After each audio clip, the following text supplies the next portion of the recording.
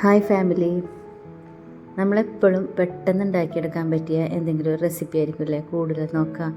നമ്മളെവിടെയെങ്കിലും പോയി വന്നിട്ടോ അല്ലെങ്കിൽ സമയമില്ലാത്ത സമയത്തൊക്കെ നമ്മൾ പെട്ടെന്ന് ചോറിൻ്റെ കൂടെ ചപ്പാത്തിയുടെ കൂടെ ഒക്കെ കഴിക്കാൻ പറ്റിയ എന്തെങ്കിലും ഒരു റെസിപ്പി ആയിരിക്കും നമ്മൾ കൂടുതൽ നോക്കുക അല്ലേ. അപ്പോൾ അതേപോലെ നമുക്ക് ചപ്പാത്തിയുടെ കൂടെയും ചോറിൻ്റെ കൂടെയൊക്കെ പെട്ടെന്ന് ഉണ്ടാക്കിയെടുക്കാൻ പറ്റിയ ഒരു മുട്ട ചിക്കിയുടെ റെസിപ്പിയാണ് കേട്ടോ ഞാൻ കാണിക്കുന്നത്. വളരെ ടേസ്റ്റുള്ള ഒരു റെസിപ്പിയാണ്. അപ്പോൾ എല്ലാവരും ഒന്ന് കണ്ടു നോക്കാം. അതിനായിട്ട് ഞാനൊരു പാൻ അടുപ്പത്ത് വെച്ചു.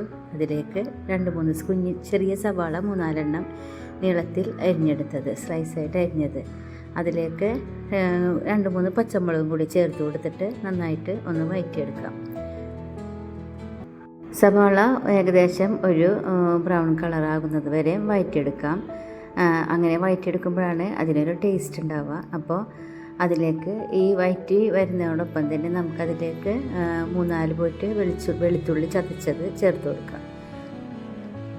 ഇതിൽ ഞാൻ ഇഞ്ചി ചേർക്കുന്നില്ല കേട്ടോ, വെളുത്തുള്ളി മാത്രമാണ് ചേർത്ത് കൊടുക്കുന്നത്. ഇതേപോലെ നന്നായിട്ടൊന്ന് വഴണ്ടി വരട്ടെ, അതുവരെ നമുക്ക് ഇത് ഇളക്കിക്കൊണ്ടിരിക്കാം. ഏകദേശം ഇത് വഴണ്ട് പാകമായി വന്നിട്ടുണ്ട്. ഇതിലേക്ക് നമുക്ക് ഒരു വലിയ തക്കാളി, അതല്ലെങ്കിൽ ചെറിയ തക്കാളി ആണെങ്കിൽ 1-2 ചേർത്ത് കൊടുക്കാം. തക്കാളിയും കൂടി നന്നായിട്ടൊന്ന് വഴറ്റിയെടുക്കാം. തക്കാളി നല്ലപോലെ വെന്ത് വന്നാൽ നമുക്കതിലേക്ക് പൊടികളെല്ലാം ചേർത്ത് കൊടുക്കാം. തക്കാളി ഏകദേശം വെന്ത് വന്നിട്ടുണ്ട്. ഇനിയിപ്പോൾ ഇതിലേക്ക് ആവശ്യമുള്ള ഉപ്പും കൂടി ചേർത്ത് കൊടുക്കാം. ഇനി നമുക്കിതിലേക്ക് മുളക് പൊടി, കുറച്ച് മഞ്ഞൾപ്പൊടിയാണ് ആവശ്യമുള്ളത്. മുളക് പൊടി ഞാനിവിടെ ഒരു 3 സ്പൂൺ കൊടുക്കുന്നുണ്ട്. എരിവില്ലാത്ത മുളക് പൊടിയാണ് ചേർക്കുന്നത്.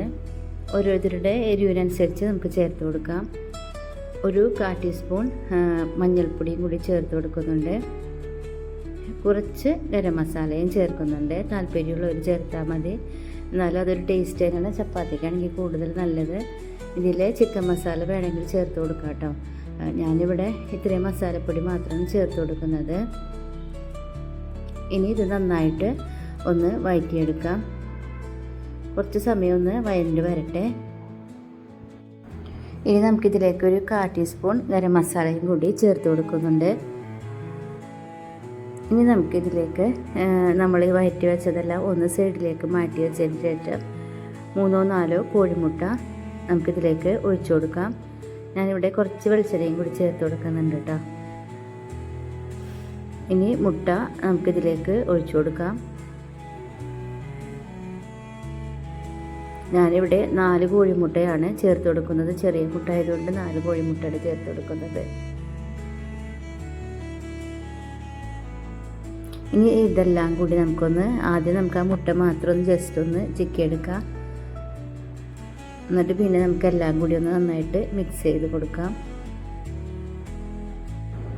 നല്ല സൂപ്പർ ടേസ്റ്റുള്ള ഒരു മുട്ട ചിക്കിയാണ്. അപ്പോൾ എല്ലാവരും ഒന്ന് ട്രൈ ചെയ്ത് നോക്കണം കേട്ടോ. ചാനൽ ഇതുവരെയ്ക്കും സബ്സ്ക്രൈബ് ചെയ്യാത്തവർ എന്നെ ചാനലൊന്ന് സബ്സ്ക്രൈബ് ചെയ്ത് സപ്പോർട്ട് ചെയ്യണേ.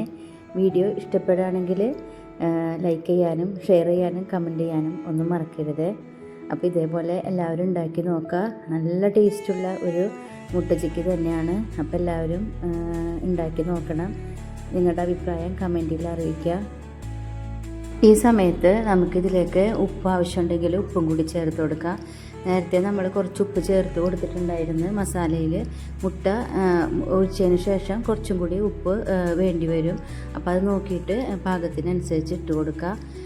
പിന്നെ കൂടുതൽ വേവിക്കേണ്ട, കുറച്ച് സമയം ഒന്ന് ചിക്കിയെടുത്താൽ മതി. കൂടുതൽ വേവാണ്ട് നോക്കുക. ഈ സമയത്ത് നമുക്ക് തീയും ഓഫ് ചെയ്ത് കൊടുക്കുക. ഇനി ആ ചട്ടിയുടെ ചൂടിൽ തന്നെ നന്നായിട്ട് വെന്ത് കിട്ടുന്നതാണ്. അപ്പോൾ എല്ലാവരും ട്രൈ ചെയ്ത് നോക്കുക. വീഡിയോ ഇഷ്ടപ്പെടുകയാണെങ്കിൽ ചാനൽ സബ്സ്ക്രൈബ് ചെയ്യാൻ മറക്കരുത്. അപ്പോൾ നമുക്ക് ഇതുണ്ടാക്കി നോക്കിയിട്ട് എല്ലാവരും അഭിപ്രായമൊക്കെ കമൻറ്റിൽ അറിയിക്കുക. നല്ല ടേസ്റ്റുള്ള ഒരു മുട്ട ചിക്കയാണ്. അപ്പോൾ എല്ലാവരും ട്രൈ ചെയ്ത് നോക്കുക. അപ്പോൾ വീണ്ടും ഒരു വീഡിയോ ആയിട്ട് വരുമ്പോഴേക്കും ബൈ ബൈ.